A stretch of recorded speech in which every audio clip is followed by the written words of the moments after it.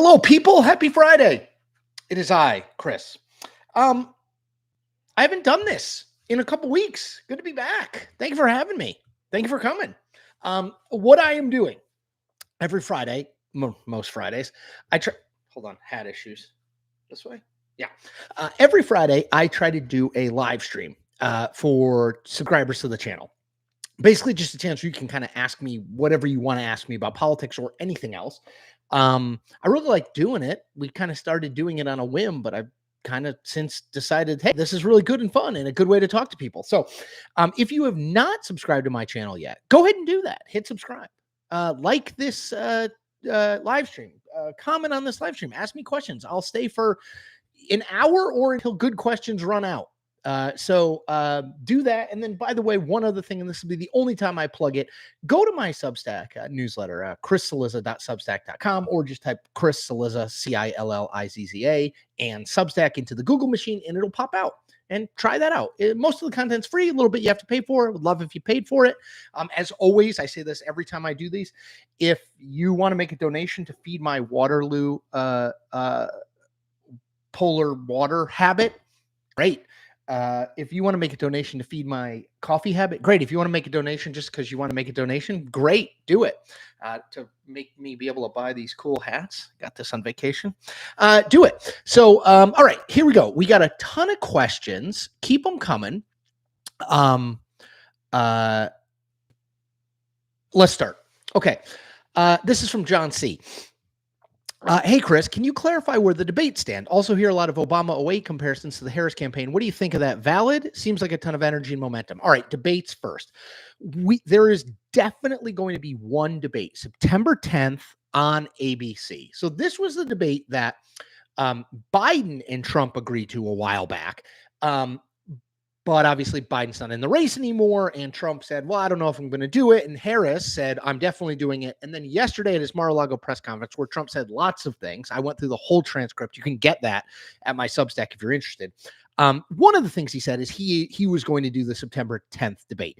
So that one is on the book, September 10th. That's the only one confirmed. Trump also said he wants to do one on September 4th on Fox News, which he's said before. I don't think Harris is going to do that one. She's basically ruled it out. And then he said he wanted to do another one on NBC on September 25th. So what the Harris team said yesterday was they'll wait and see. They're open to more debates.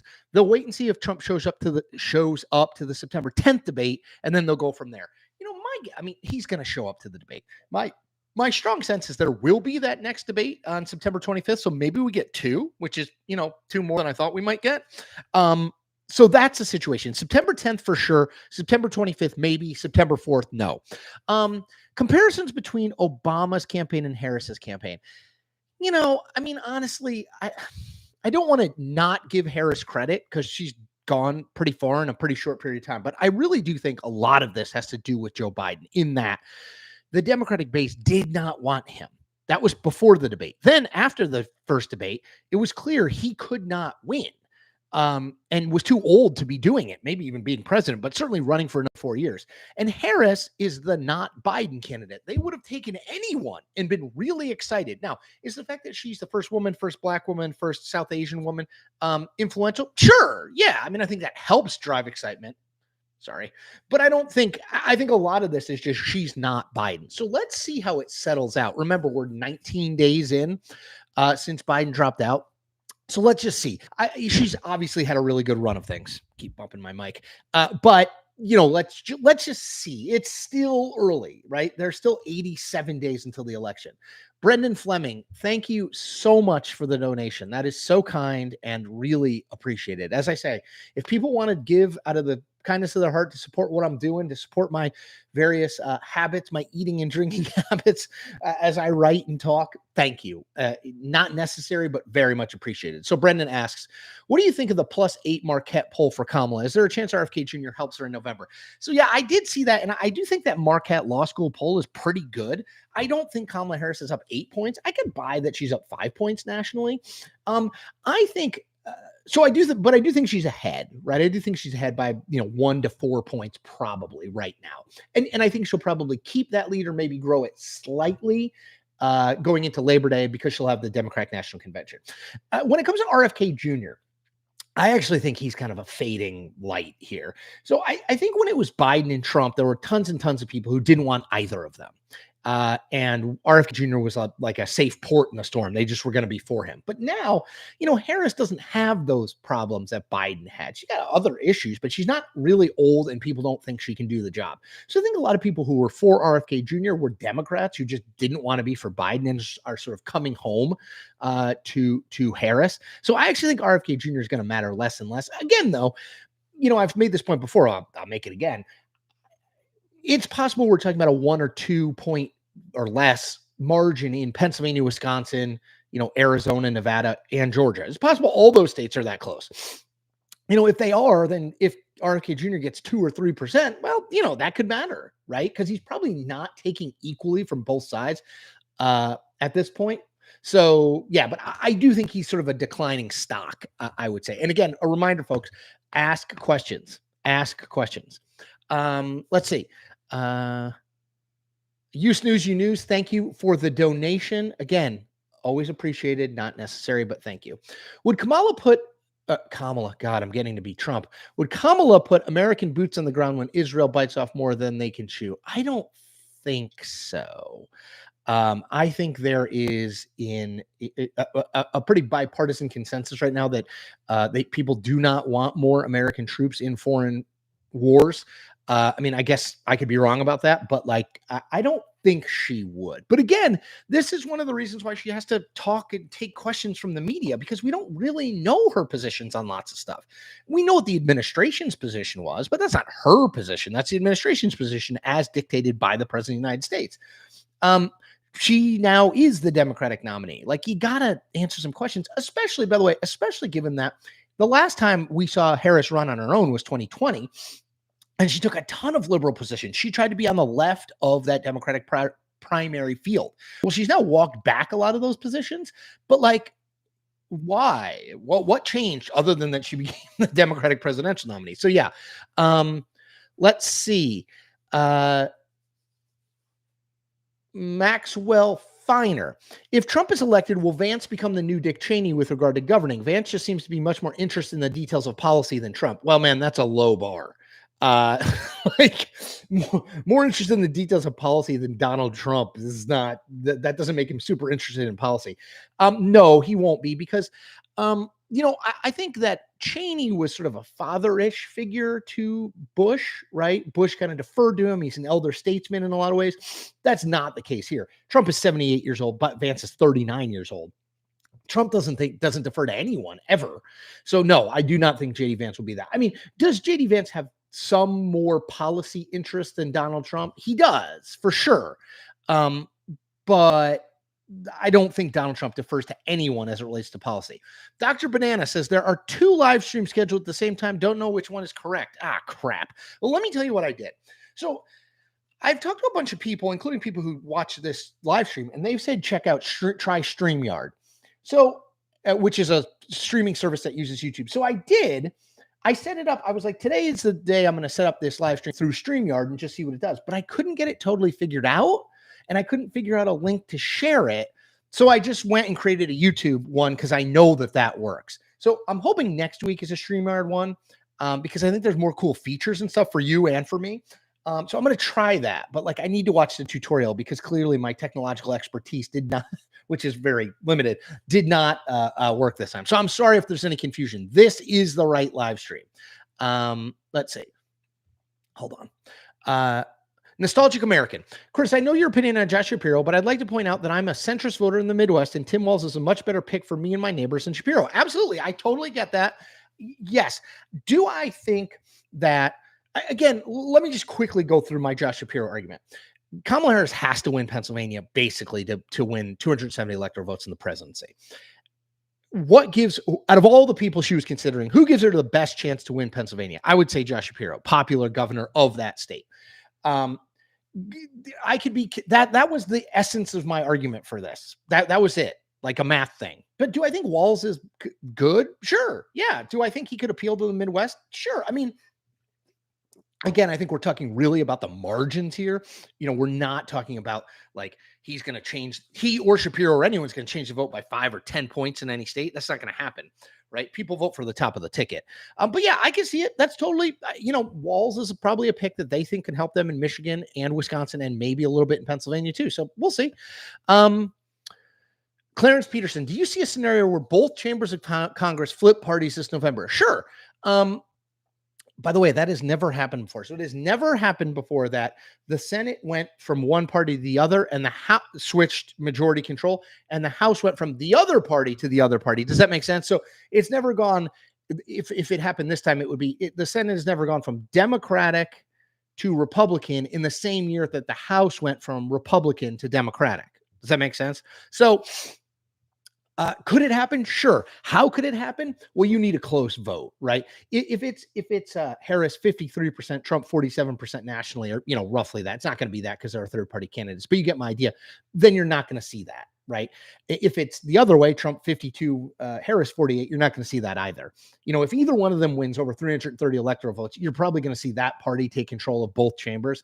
I really do think the Republicans are going to win the Senate regardless of what happens. They already are basically tied because the West Virginia seat is over. Jim Justice, the Republican, is going to win that seat after Joe Manchin, the Democrat, retired.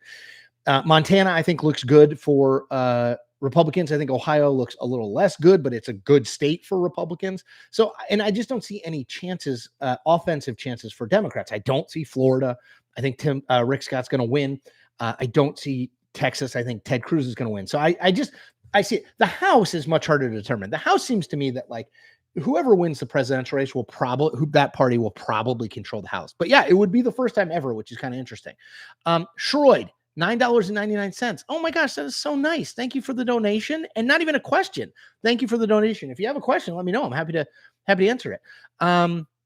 Let's see. Sam, hey Chris, which tough Senate races does a Harris-Walz ticket help Democrats in, and which races might the ticket hurt Democrats in? Has your overall outlook on the Senate changed? Not really, Sam. Sorry, I kind of answered this question last time. Not really, because I don't think Tim Walz. I think Joe Biden might have marginally lost Montana by less than Kamala Harris. Joe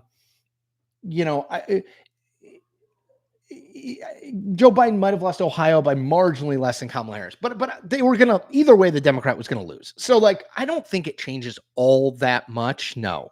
I guess it could be convinced, but to me, Senate playing field really, really hard for Democrats to keep control of the Senate, no matter who wins the White House.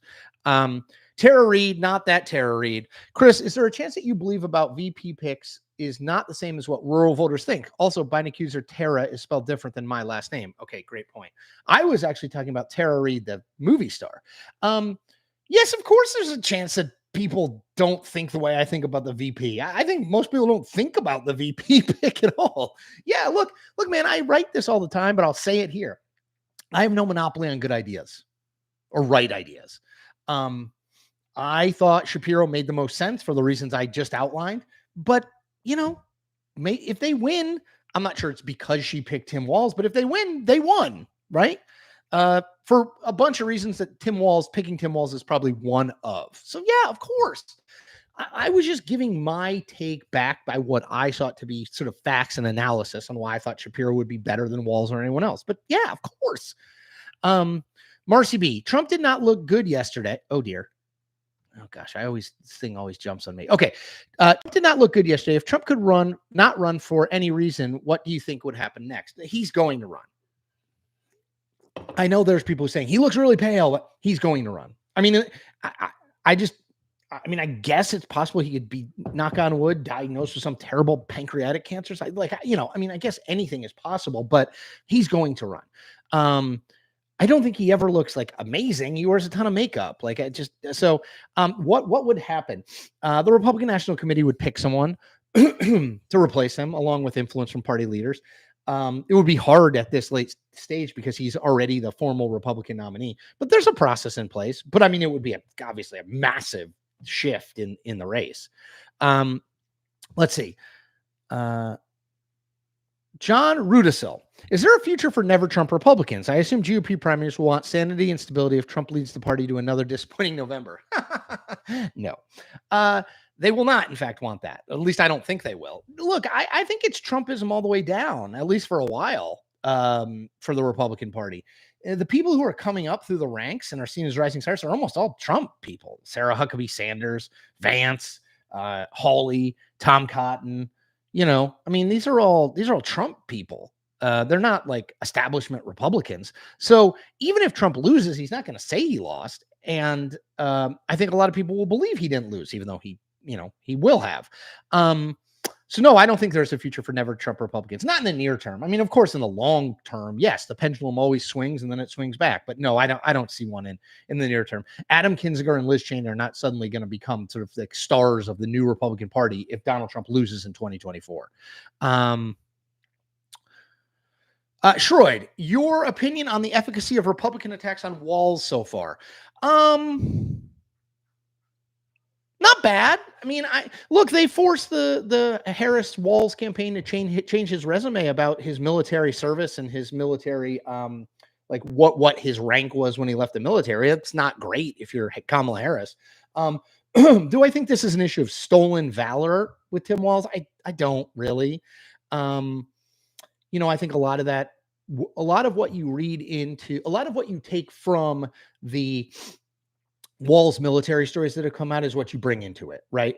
I would recommend people, let me see if I have it. Yeah, I do. Hold on. I'm going to put this in the chat.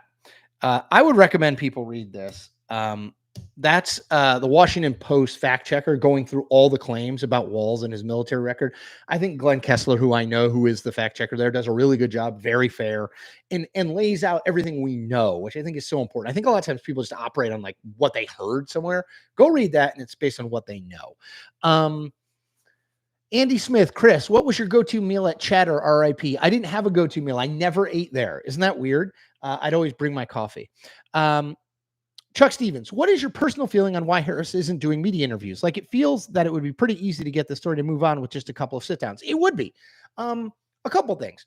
One, the story in their mind probably isn't bad enough yet. Like, it's not getting them enough negative press attention, although it's getting there for her to have to do anything. And two, she's rolling right now. So they're like, why do we need to do it strategically? Like, my argument, again, I wrote about this, I talked about it. My argument is the Democratic argument against Trump has long been he is doing things, whether it's his relationship with democracy, his relationship with the media, whatever, like he is doing things that are antithetical to democracy. And that includes sort of ignoring the media, trying to end run them, gaslighting them, etc.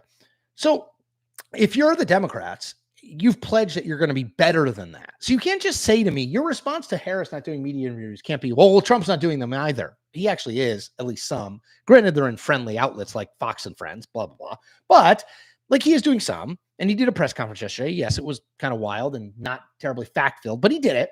But that still can't be your argument, right? Because your argument is you're going to be better than that, right? You're not going to what about Trump and his relationship with the media. You're going to be better than that. You're going to lead the way and show how you should behave as a presidential candidate with the media, right? So yeah, I mean, anyway, Josh, thank you for the donation, Josh. So kind of you. Thank you to anyone who feels out of the goodness of their heart to give. I am building here. This is what I do for a living. I write on my Substack newsletter. I talk here. I make videos. So, I give speeches, by the way. If ever you have an organization that you want me to speak to, tell me. Send me a note. Josh, do you think Harris missed an opportunity to lock down the former moderate Republicans as part of the Democratic coalition by passing on Shapiro? I don't know if she missed an opportunity. I mean, I think it would have been a smart symbolic message to send to pick someone like Shapiro, who's like clearly a moderate and ran as a moderate, to say, like, the whole like San Francisco liberal thing. Sure, you can say what you want about me, but look, my first and only big decision in this campaign is to pick a guy who's an avowed moderate, right? I do think the most dangerous thing for Harris is this attack on her liberalism, right? People already, she's from the coast, she's from San Francisco, she has a pretty liberal voting record in the Senate, and she took a number of very liberal positions, banning fracking, supporting the Green New Deal, Medicare for all, mandatory buyback of assault weapons. She took a lot of positions in the 2020 campaign that I don't think people have really sort of know about or detailed. Now, she's tried to walk those positions back very quickly since she became the nominee, but to me, the argument that the Trump campaign needs to make is this person is too liberal. And, Walz, I mean, marginally is, I don't think he's terribly liberal. Certainly not liberal tonally, but liberal on policy, maybe, in terms of what he's done in Minnesota. I think putting Shapiro on the ticket, she could have pointed to that and be like, look, I want to be someone for the whole Democratic Party and the whole country. Again, VP picks matter at the margin. So it's not going to fundamentally change the race, but I think it would have been a signal she could have sent. Let's see. Anubov C. I'm quite surprised to see Harris ahead in the polls. Why do you think is causing swing voters to move away from Trump, his character, his policies? Don't assume swing voters are moving anywhere right now. I would say the Harris growth is almost entirely among a Democratic base that was totally out, or at least moving toward to being totally out on Joe Biden. Excuse me, on Joe Biden. So I would not assume that there's like a ton of swing voters in that mix for Harris. I just think Biden was underperforming among the Democratic base. Harris is adequately to overperforming among the Democratic base. And again, I think a lot of it is she's not Biden. Like, they didn't want him. That was clear for months and months and months and months to anyone who's looking at polls and paying attention.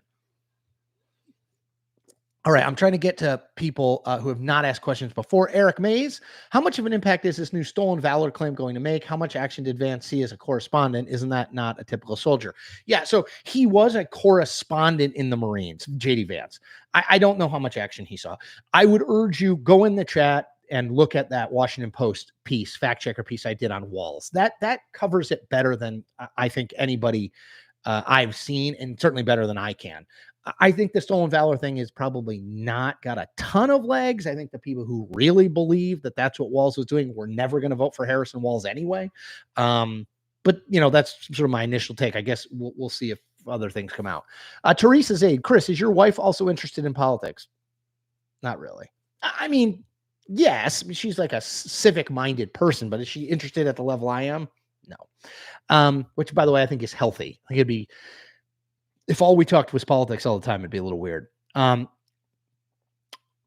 reports indicate that Harris didn't select Shapiro because she perceived him as too ambitious. That doesn't make any sense to me. What was she afraid of? I think that was a part of it. And yeah, I agree. Like, you gotta pick the best person, not because, that said, think of the context here. So Harris spent 3.5 years serving under Joe Biden as VP.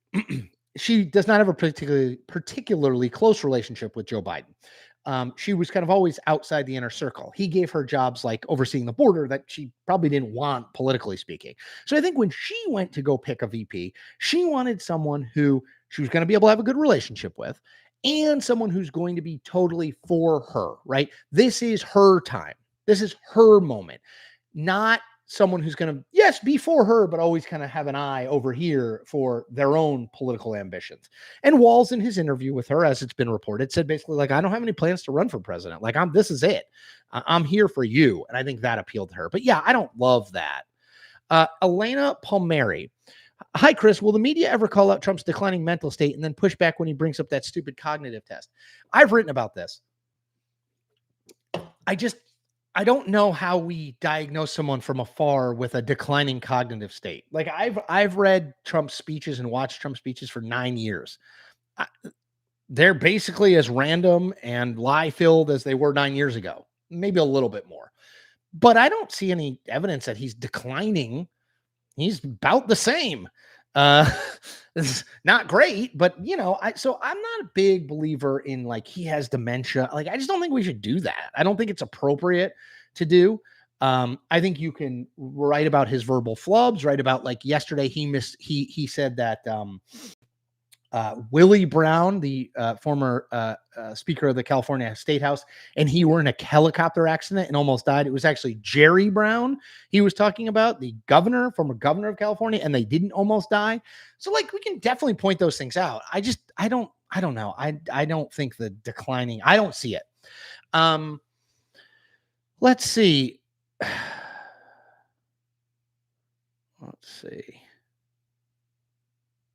Sorry, just scrolling. Johnny McNabb, if Trump loses, what do you think will happen to MAGA politics? It will continue on. Because again, the thing that you have to remember is Trump's never going to acknowledge he loses, right? It's just not going to happen. That's not who he is. he will say he won. He's already laying the groundwork for, if everybody votes and the election's fair, I'm going to have won. He already did it once. Heck, he did it in 2016 when he won. He said that there were 3 to 5 million illegal votes cast. Right? So that's the thing. For a lot of people who support him, they're not going to think he lost. So they're not going to be interested in moving on. I don't see it. I think he and the controlling wing of the party, the part of the party he controls, which is a huge part of the party, will continue on just as normal. Ghost Tack, what good does it knowing a position of someone who constantly just changes her position anyway? This is obviously about Harris. Yeah, look, I don't think she constantly changes her position, but I will say I do think that there needs to be way more scrutiny over like the flip-flopping on all the issues I just outlined, just because she's now the Democratic presidential nominee. I covered and remember distinctly in the 2020 campaign, she ran aggressively as someone who is on the left of the party. That was sort of the governing belief of how you won, at least among some circles, right? This is post-George Floyd. This is in the middle of Black Lives Matter, prime wokeness. And she was right there, right along with it. And now she, obviously we're in a different moment. And I think she is trying to moderate. And kind of run away from those positions. But I think she has to answer for them. Like, what changed? What's the evolution, right? Just because you became the Democratic presidential nominee is not a good reason to change all those positions. By the way, almost 400 people right now live on this. It's awesome, folks. Let's get to 400. F. D. Panfilo. When will Harris give her first interview, and who do you think she will choose for the first interviewer? I don't know. She could go the kind of like Trump route and do someone on MSNBC primetime, but she could also do like George Stephanopoulos or David Muir and ABC or Norah O'Donnell. That could be one. Norah O'Donnell at CBS. I could see that.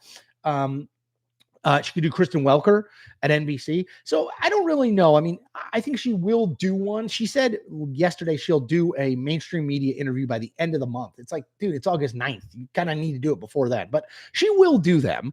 I think they don't want to do them because she hasn't been great in interviews before. Go back and look at the Lester Holt interview in 2021, I think, where she said she'd been to the border, but she in fact had not been to the border. Like, she's not been great. So I think they're waiting and trying to get her up to speed and see, because if she's not good in the first interview, there's going to be a huge crush of like, can she do this job? Matt Heighthouse, do you think this election gets decided more on policy or more on personality and feelings? More on personality and feelings. They always do. Presidential elections are personality contests and popularity contests. They just are. Are there people who vote on a single issue? Policy. Absolutely. Abortion, gay marriage, immigration. Yes, definitely there are those people. Are those people tend to be the people who decide elections? No, they are not. Swing voters are personality voters, right? They just, who can I have a beer with? It's cliche, but it's kind of true. So yeah, I think more personality than policy. Paul James, like Elena says above, why did the media not focus on Trump's age and his very odd rambling? He repeats himself over and over, descending regularly into madness. Hannibal Lecter. I mean, I literally go through almost every speech he gives. I went through his press conference line by line. Go to my Substack, chrisalisa.substack.com. You can see it. So I do that. I think the real question you're asking is, why doesn't that make a difference in changing voters' minds? That's a much harder question. Ryan Mackerel. It feels like Kamala has all the momentum right now, but do you think that a potential drop in the market and a mild to moderate recession stabilizes the Republican ticket? Yeah, I don't even know if you need that. I mean, I think that she is in her honeymoon phase right now. The question is how long it lasts. I don't think it lasts all the way till the election. We're still like 11 weeks, a little more than 12 weeks away. So I don't think it lasts all the way to the election. So, I mean, yes, if the economy shows signs of slowing and there's a lot of talk of recession, sure, that would hurt the incumbent party, Biden-Harris, and help Trump. But I'm not sure they even need that. Like, I think we're a pretty divided nation. I think that, when you have two candidates that people sort of think are generally credible, which is what we have now, although I know Democrats don't think Trump is credible and Republicans don't think Harris is credible, but you know what I mean? There's not like major concern within the party of the candidate that candidate can't do the job like there was with Biden. I think we're in a very close race. Like, I think we're in like a, 47, 47, 48, 48 race. Andil Ntuli. Hey, Chris. Andil from South Africa here. Hey there. Awesome. Thank you for joining. I reckon a Harris presidency would be better for Africa-America relations. Do you think Harris will make more of an effort or at least visit the continent? I don't know. That's a great question. I don't know. I don't know that. It's interesting. I mean, I don't know. Let me think on it. Thank you for joining, and I don't know. Sorry, I can't give you a great answer. MSA coach Mike, what should the United States military be doing right now to put guardrails in place if Trump is elected? Well, I mean, they did. I don't know about the military, but I know Congress did change the election Protection Act to make it much, much harder for what happened after last election to happen again. And I will say this, and I don't want to be Pollyannish about this, but I will say this. Remember that there's a big difference between the 2020 election and the 2024 election. The big difference is Donald Trump is not the sitting incumbent president of the United States in this election. Joe Biden is. So all the levers that Trump tried to pull to use the bureaucracy, the governmental bureaucracy to help him win, after the fact, he's not going to have any of those things, right? He can't just stay in office because he's not in office if he loses. So I actually think, is there a possibility that there will be a non-peaceful demonstration after the election? Sure, that's a possibility. But I think it's much less fraught in terms of the actual mechanics of the government handing over power if Trump loses, because there's a Democrat in office. Trump isn't sitting in the White House right now.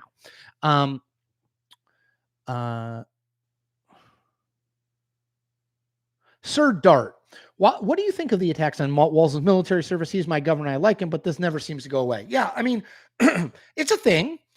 It was a thing when he ran for governor. It was a thing, I think, when he ran for Congress. I think it would be helpful for him to address the whole thing, just give a speech or a talk or release a statement that kind of outlines it.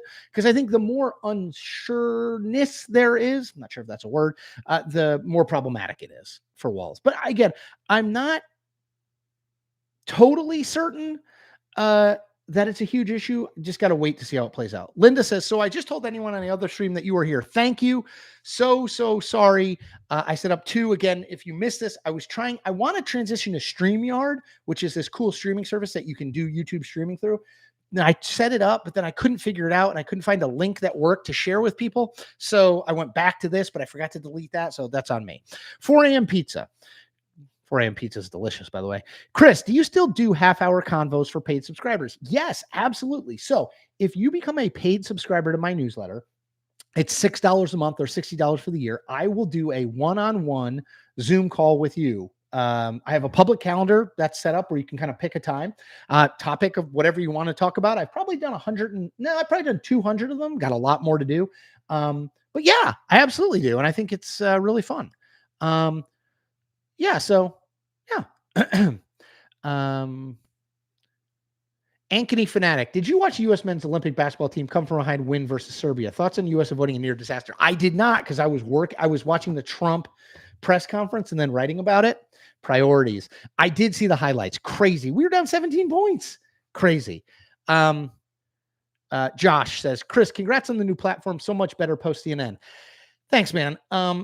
Yeah, leaving CNN obviously wasn't my choice, but got to move on. Doing this, writing my newsletter, doing a few other things I'm doing. The issue is I got to figure out a way to keep making money on it, keep kind of growing subscribers and growing money, because candidly, that's an issue. But yeah, it's really fun, and I hope that comes through. Thank you. Let's see.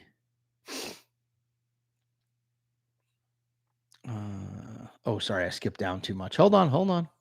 Somebody said, let's thumb up Chris. Yes, let's do that. It's a great idea. Dan Lanning's PR team said Harris is scared. I don't know that that's true. I guess that's in relation to the debate, to giving interviews. I think they are nervous about it. I think they want to make sure that she's prepped and ready and the first one is good. But I don't know if she's scared. I don't know. Sherry Zimmerman, what is your takeaway from the press conference yesterday? It's same old Trump, right? He is who he is. There's one speed. he doesn't have another year. He's not going to do something different.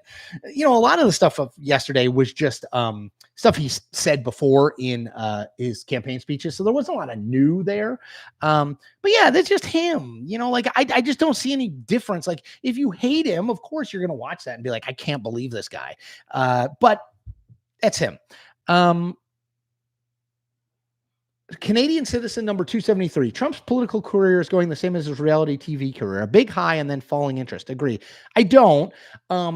So that would be true if, first of all, I get elected president, which is a pretty big deal. But that would be true if he wasn't the nominee this time around. But he is. He walked to the nomination. He won overwhelmingly for the nomination. He is very much in the mix to be the next president of the United States. So I don't think it's waning. Somebody asked me, I do a mailbag post for my Substack newsletter, and somebody said, do you think Trump is basically giving up? No, nor are his numbers cratering or anything like that. Like he is in a less good place, clearly, than he was a month ago in terms of winning. He is not in a place where he can't win, though. Anyway. Peter Kleiss. Hi, Chris, your fan base from Belgium checking in here. Hey, how are you? Have you seen Kevin De Bruyne's new haircut with the man bun? Crazy. Faye said, hey, Chris, sorry I'm late. Don't worry. It was probably my fault. Let's see. Clayton Giltner. It seems that there's more energy and coverage of Walz than most any VP pick I can remember. Do you think he's been more prominent than other VP picks? I don't know. I feel like there's always a fair amount of energy. This is the week he got picked. I feel like there's always a fair amount of energy that first couple of days. It's like, who is this guy? He's a little less known than some of the other people who have been picked in the past. So maybe there's a little more coverage of that as people want to know who he is. But my guess is starting next week, you're really going to hear it's Harris versus Trump. It's not Vance versus Walz. It just isn't. AI from Earth or Al from Earth. Will the VPs debate? I think they will. There is a proposed VP debate. I don't think it's been agreed to yet. I mean, Walz just became the VP nominee, but yeah, I think they will. Traditionally, they debated one time. I would guess they'll debate one time. Arthur Newman Limited. Would the press hold Harris to the same standard if at a news conference she just ignored questions without follow-ups? It's not a real news conference. Yes, politicians ignore questions all the time. I mean, that's like a staple of being a politician, is to answer the question you want to answer, not the question you were asked. Yes, we can try to follow up, but you can only do it so many times. Like if they move on and somebody else grabs a microphone, like just logistically, it's hard. So yeah, of course.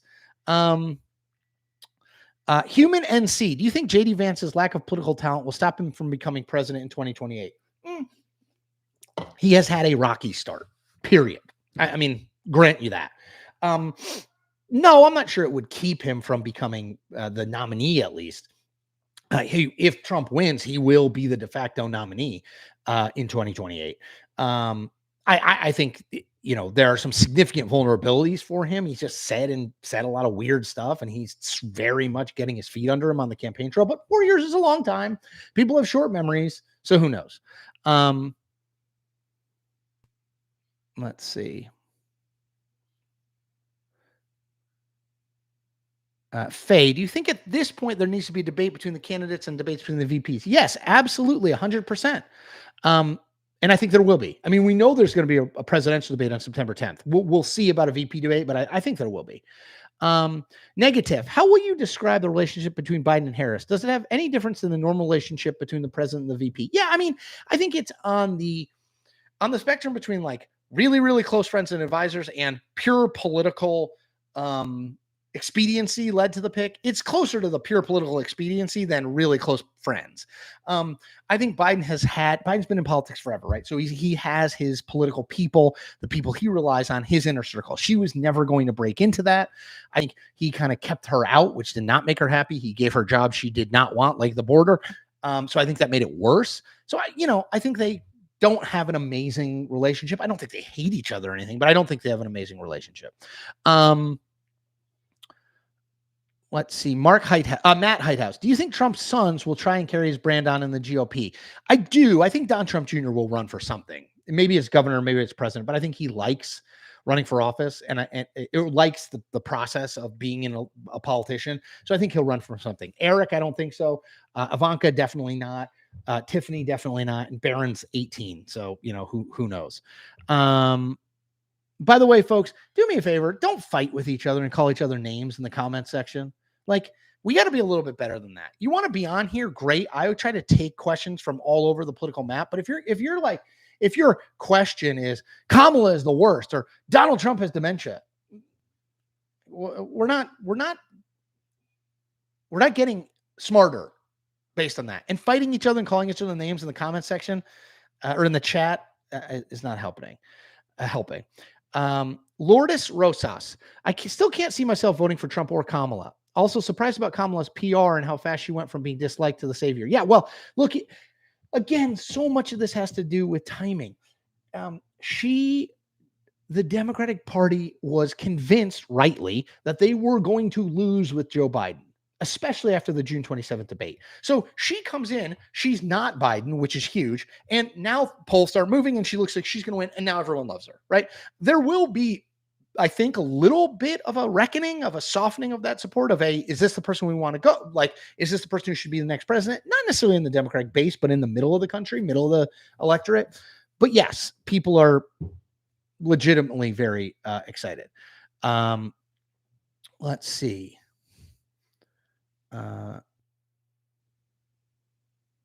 Let's see. Hold on. Just reading. Luke Groth, 2 kind of quick questions. Have you considered taking the political compass 9 values test? And if the Democrats could have Bush or Cheney speak at the DNC, what it would impact be? I don't know what the political compass 9 values test is. I can look it up. I'm always happy to take it. Would they have Bush or Cheney speak at the DNC? Bush wouldn't do it. George W. Bush. Liz Cheney, I don't know if she would do it or not. I mean, again, I don't know. Maybe marginally that might be a voice that some swing people might pay attention to if they're watching the convention. Conservative Republican saying what she said about Trump. So that might be, I could see that. I wouldn't be stunned if she did that or they asked her to do that. Bush, no way. Jordan Corkins, do you think Trump runs again in 2020 if he loses in 2024? Yes, absolutely. I think he's going to continue to run until he dies. Clayton Geithner, do you think Walz is running a risk of overshadowing Harris on stage on the trail? No. Sure, right now he's getting a lot of attention. He's the new bright, shiny thing. No one knew anything about him until, 5 days ago.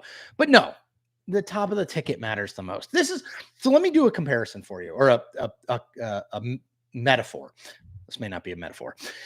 Let's say I'm a great basketball player in high school, okay, and I'm being recruited by all these great schools. This is my dream. It never happened. And I go to Duke, and I really like the assistant coach.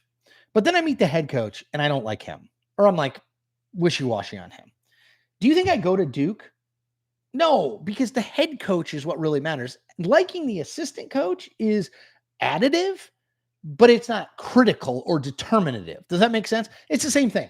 If you like Kamala Harris, then Tim Walz, you're probably like, it's great. Shows she got good decision-making power, blah, blah, blah, blah. But if you don't like Kamala Harris, you're on the fence about Kamala Harris, I'm not sure that Tim Walz changes your mind in any meaningful way. I would say the same about Josh Shapiro. I would say the same about anybody. And I certainly think that's true of J.D. Vance too. Extreme Edison said liberty is a good thing. Yes, I agree. Joe Jones, what are your thoughts of Mark Robinson versus Josh Stein for governor in North Carolina? I think Stein is marginally ahead. He's on TV now. I think Robinson is too conservative, socially conservative for that state. I do not think that Kamala Harris is going to win North Carolina. I would be stunned if they spent any real money in North Carolina. But I think Stein will probably win that. Let's see. Windward to Eden. If she wants middle voters, she will have to stay away from anything Second Amendment. That is one subject that an election like this will cost her. It's as much, if not more, of a single vote subject. Maybe. I mean, yes, there are single issue gun voters who are like, I absolutely want to keep my gun forever. And if you try to take it away from me, I'm not voting for you. Maybe. I mean, to me, it's like there are people who only vote on abortion. There are people who only vote on gay rights. There are people who only vote on guns. You're right. But she's not going to look. There's no way that somebody who called for the mandatory buyback of assault weapons in 2020 is going to suddenly become like a friend of the NRA. So you're right. Maybe she just shouldn't talk about it at all. John C., any chance to flip Texas or Florida? Well, let me talk about the presidential level. No. The Senate level, almost no. I guess I would put Texas marginally ahead of Florida. Like Cruz is marginally more vulnerable than Rick Scott, but I don't see either one of those happening. Kevin W., with the new focus on joy from the Harris campaign and about a decade of pretty negative politics, does it seem like more positive politics are starting to take hold again more generally? I don't know. I am super interested in that, though. I talked about it on my Substack earlier this week, the politics of joy. It actually goes back to Hubert Humphrey and his 1968 campaign. Now, he lost, but he was a sitting VP for Lyndon Johnson who backed out of the race. He's the last incumbent president to not run for a second term since Joe Biden. So I think there is some power there. Obviously, Obama, hope and change. George W. Bush, compassionate conservatism. These are sort of positive things. So I do, particularly when you contrast it to Trump, who's basically like, everything is terrible. We're going to be in the Great Depression and World War III combined if I don't win. So I do think, I'm interested to see. I think it's an interesting and compelling argument. Neo Network. Chris, I've been listening to a lot of media. Many are left-leaning. It's nice, but feels echo chambery. I appreciate your balanced views. Do you think Florida or Texas will be competitive in 2024? Sorry, I just answered this. No, I do not. Maybe in 2032, maybe in 2032 for Texas. Florida is going in the other direction. I think it's going to become less competitive. Texas is going to become more competitive for Democrats. Avery Neal. So when Trump has to step down, does Nikki Haley take his place or does someone else move into the slot? He's not stepping down. Linda says, you're right. It's unethical to diagnose without the credentials and appropriate evaluations. Yeah, I just don't want to. Republicans were diagnosing via TV Biden with dementia and Parkinson's. Democrats diagnosed Trump with dementia. I just think it's irresponsible. I'm not a doctor. I know you can look at stuff and I know there are people who say it's fine. You can do it. It's medically ethical or whatever. I don't feel comfortable with it. Tanner Grooney. Hey, Chris, love your videos. Thank you. Remember, 4 videos a week, daily videos, Monday through Thursday, and then this live stream on Friday. Subscribe to this channel. Tammy Cochran. Have you hit the like button yet? Do it. Yes, do it. Come on. Super Westman. Chris, side topic, music recommendation. New King Gizzard record just dropped today. It's excellent. I was listening to it before I came on. King Gizzard and the Lizard Wizard, amazing band name. It's a jam band. They put out like 25 albums in the last 10 years, but this one has gotten a lot of good reviews. Yes, I was listening to it before and I will listen to it afterward, but thank you for the recommendation. Let's see. Russell O'Neill. I joined late, so apologies if you answered this already, but do you think VP Harris can keep the momentum through the election, especially since the Dem convention is coming up? I did answer it somewhat. What I will say is probably, I think, all the way through the end of the convention. So I would say Labor Day, let's see where we are. And I think those 10 weeks are going to be critical. I don't think she's going to keep it up all the way through the election. It'd be very hard. If she does, she's going to win. Nicole Kia. Everyone talks about Harris's ideas in 2020. People can evolve and see things differently than they did in the past. Why not hold Trump to the same standards? Yesterday proved the media will and does not. Disagree about Trump. We have over and over again, myself and the media more generally, exposed all the times he's flip-flopped on issues. As for Harris, you're right. People can evolve. That's totally fine. But you got to explain to me why you evolved. What changed your view? Simply because you were running for the presidential nomination in 2020, and you thought the liberal lane was the way to get the presidential nomination, and now you're the presidential nominee in 2024, and you think being more of a moderate is the way to get it. That's just political. That's just for political advantage. That's not your thinking has evolved. So I need to know a little bit more. I need more meat on that bone. DB, I just joined. Do you still think Trump will win? I give him a 51% chance of winning the Electoral College. 50.5%. Really close. Basically a toss-up at this point, in my opinion. Jerry Calderon, will we ever see pushback from reporters during Trump's lie-riddled press conferences? People try, man, but the microphone moves. I go through these things and do it. I don't know what people want. There have been any number of occasions where reporters have said, that's not true when he says something. He says, yes, it is. And then he just moves on.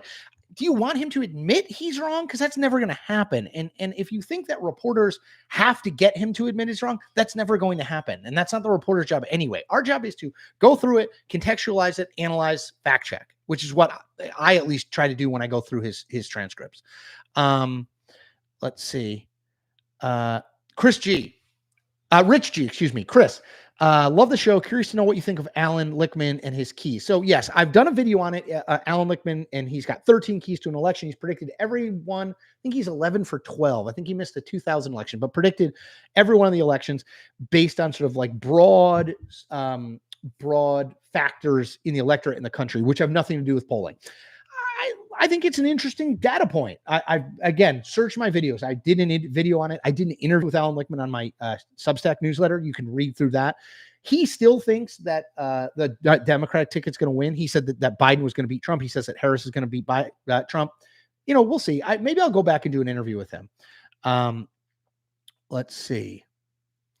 Robert, New York, where is Biden? Did anyone see him yesterday? Zero coverage. Yeah, I mean, he's not going to get a ton of coverage going forward.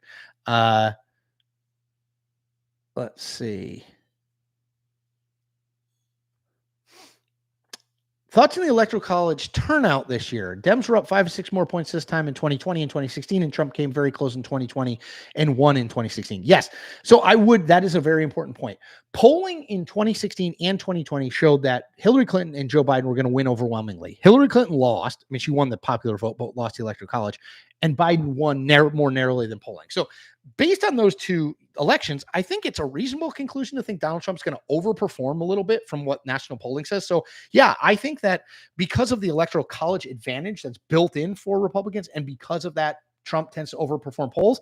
I think that Democrats need to be up 4 or 5 points in polling, maybe more, before the election. Great point. David Libby, favorite DC coffee shop for those of us planning to visit? I like Baked and Wired. It's not like huge. It's in Georgetown. They have amazing cupcakes. They have coffee.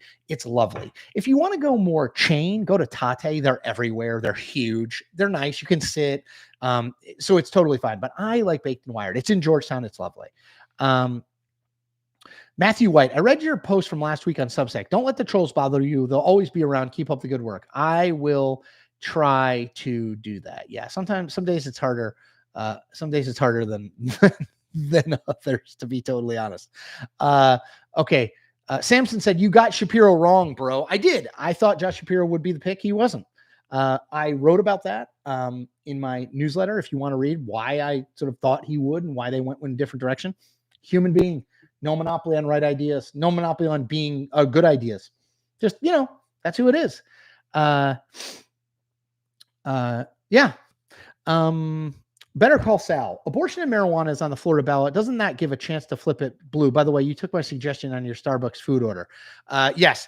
I mean, I guess, sure. Like, I think the abortion referendum on the ballot in Florida is going to drive Democratic turnout there. But I just don't see it adding up. Here's the key. The two most precious things in the campaign, particularly this late in the campaign, are the candidate's time and the campaign's money. So see if Kamala Harris starts going to Florida or North Carolina regularly, and see if Kamala Harris and her campaign starts running ads, TV ads statewide in Florida or North Carolina. That'll tell you everything. If they don't think they can win. Hell's remorse.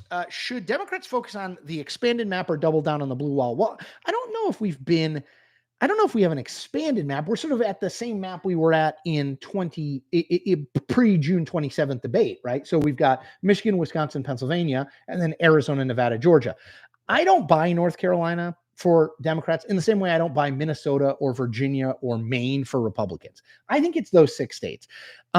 If I was Harris, I would focus on Pennsylvania, then Wisconsin, then Michigan, then Arizona, Nevada, Georgia, probably in that order. That's the order I think is that she needs to win and is most likely to win. So I don't think we have an expanded map, but I think she needs to spend a ton of time in the Midwest and trying to win those. Let's see. Fabian TG, will RFK's handling of a dead bear affect the election? No, other than to make it seem like he's a total and complete weirdo. I made a video about the dead bear story earlier this week on YouTube. If you have not seen it, go just scroll back through my videos. They're there. I mean, oh my gosh, crazy. Let's see. Will the wall's military attacks work? This is for people coming late. I don't know. I don't think so. I think the whole stolen valor thing, I don't think there's enough there, at least based on what I've seen. Scroll up in the chat. I posted a Washington Post fact checker on all the sort of data on what people are saying about Walz's military record and what the facts are. Go read that. I think that's a really, really useful resource. I don't see it yet, but we'll see. Let's see.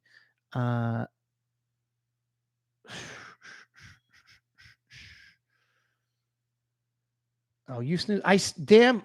You snooze, you news. I skipped your super chat question. I'm sorry. I did not mean to. Hold on.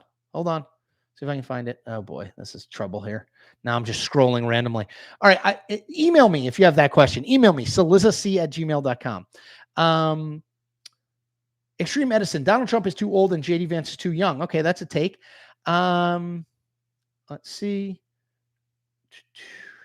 Sorry, I'm just making sure I'm not missing anybody here. I don't want to cut anybody short. Thanks, Chris. Love your content. Keep up the good work. Thanks, Topher973. I will keep up the good work. I'm doing my best. Let's see. Avery Neal, do you read all the chats after the show? I try to scroll through them just in case I miss something.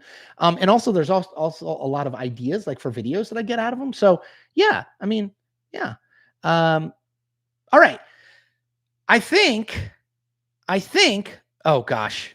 Okay. Donna Higgins, thank you for the donation. God, I was about to sign off, but if you make a donation me and ask a question, you are getting your question answered. Donna Higgins, thank you. That's a great way to extend the chat. Just keep donating money to me. Donna Higgins says, what does your wife do if she works? Do your kids have any ideas what they want to do for a career? My wife was a field hockey coach for 20 plus years, winningest field hockey coach in the history of Catholic University. Boom. She played field hockey in college. She does not work currently. She's outside of the home. She runs everything inside of the home and makes the world go round. What do my kids want to do? My older son wants to be a soccer player. My younger son probably wants to be a baseball player. That's where we are. My older son is interested in architecture, which is kind of cool. My younger son, I think he'd be a really good teacher. He loves little kids. He's really patient. My kids are 15 and 12. He's patient, wonderful kid. Anyway, all right. I'm going to end on that note, talking about my fam. Donna, thank you for your donation. Anyone who wants to donate, I always, like I said, not necessary, but very much appreciated. I do these live chats every Friday. I do daily videos Monday through Thursday. Subscribe to my channel if you haven't. We're building. We're over 35,000 subscribers now. I think we're going to hit 40 in the next 2 weeks or so, depending on if I make videos that people want to add, subscribe to me. If you haven't checked out my Substack, do that. Just type Substack in my name, Chris Cillizza, into the internet. It'll come up. It's called So What. If you want to invest in me there, it's $6 a month or $60 a year. I'd love to have you. Again, any and all donations help as I try to go this independent journalism route. Thank you as always. Take care, and I will be back Monday. Unless something huge happens, I'll make a video about it. But if nothing huge happens over the weekend, I'll be back Monday with my regular videos, and I will see you next Friday with your questions in our weekly Friday live stream. Peace.